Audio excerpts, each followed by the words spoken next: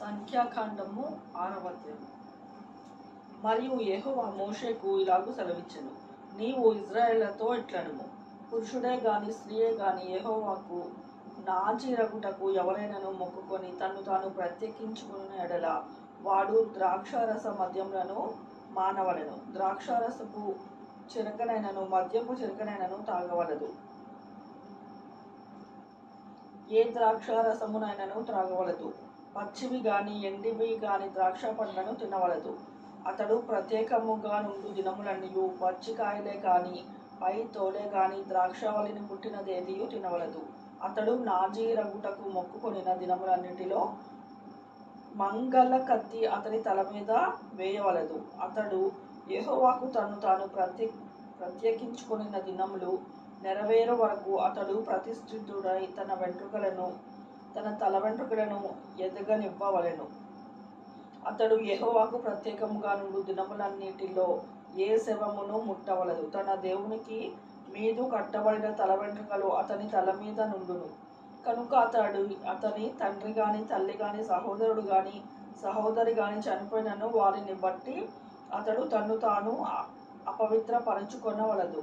అతడు ప్రత్యేకముగా ఉండు దినములన్నీయు అతడు యెహోవాకు ప్రతిష్ఠితుడుగా ఉండును. ఒకడు అతని యొద్ద హఠాత్తుగా చనిపోవుట వలన ప్రత్యేకముగా ఉండేవాని తల పవిత్రపరచబడిన ఎడల అతడు పరచబడు దినమున అనగా 7వ దినమున తన తల గొరిగించుకొనవలెను. 8వ దినమున అతడు 2 తెల్ల గువ్వలనైనను 2 పౌరపు పిల్లలైన ప్రత్యక్ష గుడారము యొక్క ద్వారమునొద్దనున్న యాజకుని యొద్దకు తేవలెను. అప్పుడు యాజకుడు ఒకదానితో పాప పరిహారార్థ బలిని 2వ దానితో దహన బలిని అర్పించి వాడు శవం ముట్టుట వలన పాపి అయినందున వాని నిమిత్తము ప్రాయశ్చిత్తము చేసి ఆ దినమున వాని తలను పరిశుద్ధపరచవలెను. మరియు తాను ప్రత్యేకముగా ఉండు దినములను మరలా యెహోవాకు తన్ను ప్రత్యేకించుకొని అపరాధ పరిహారార్థ బలిగా ఏడాది గొర్రెపిల్లను తీసుకొని రావలెను. తన వ్రత సంబంధమైన తల వెంట్రుకలు అపవిత్రపరచబడెను కనుక మునుపటి దినములు వ్యర్థమైనవి. నాజీరు ప్రత్యేకముగా ఉండు దినములు నిండిన తరువాత వాని గూర్చిన విధి ఏదనగా ప్రత్యక్షపు గుడారము యొక్క ద్వారమునొద్దను వాని తీసుకొని రావలెను. అప్పుడతను దహన బలిగాను నిర్దోషమైన ఏడాది మగ గొర్రె పిల్లను, పాప పరిహారార్థ బలిగాను నిర్దోషమైన ఏడాది ఆడు గొర్రె పిల్లను, సమాధాన బలిగాను నిర్దోషమైన యొక్క పొట్టేలును, గంపెడు పొంగని పిండి అనగా గోధుమ పిండి వంటలను, నూనె కలిపిన గోధుమ పిండితో చేసిన భక్ష్యములను, నూనె పూసిన పొంగని పూరీలను, వాటి నైవేద్యమును, పానార్పణములను అర్పణముగాను యెహోవా వద్దకు తేవలెను. అప్పుడు యాజకుడు యెహోవా సన్నిధికి వాటిని తెచ్చి అతని నిమిత్తము పాప పరిహారార్థ బలిని దహన బలిని అర్పింపవలెను. యాజకుడు ఆ గంపెడు పొంగని భక్ష్యములతో పొట్టెలును యెహోవాకు సమాధాన బలిగా అర్పింపవలెను. వాని నైవేద్యము వాని పానార్పణమును అర్పింపవలెను.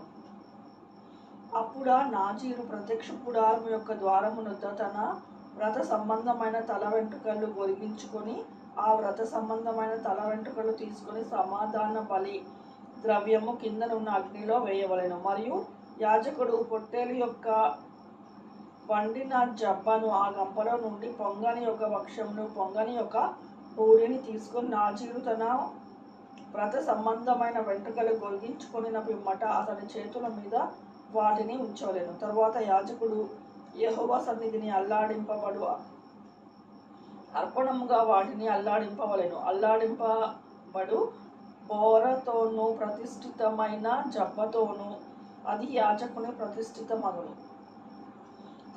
తరువాత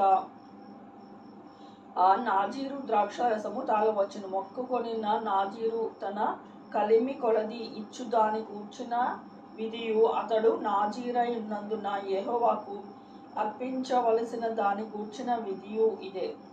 తాను మొక్కుకొనిన మొక్కుబడి చొప్పున నాజీరును కూర్చిన విధిని బట్టి ఇది అంతయు చేయవలెనని చెప్పుము. యెహోవా మోషేకు ఇలాగూ సెలవిచ్చెను, నీవు అహరోనుతోనూ అతని కుమారులతోనూ ఇలాగనుము, మీరు ఇశ్రాయేలును ఇలాగూ దీవింపవలెను.